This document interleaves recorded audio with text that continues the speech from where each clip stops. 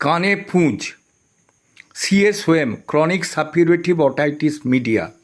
আমরা যদি কনস্ট্যান্ট কানে পাখির পালক, ঝাঁটাখাঠি, তুলো ইত্যাদি গুঁজি, অথবা পুকুরে ডুব দিয়ে স্নান করি বা শাওয়ারে স্নান করলে কানে যদি জল ঢোকে, অথবা আমাদের যদি ঠান্ডার ধাত হবার ফলে কানে যদি রস বের হয়, সেটা বহুদিন লিঙ্গার করে এবং সেক্ষেত্রে পুঁজ হয়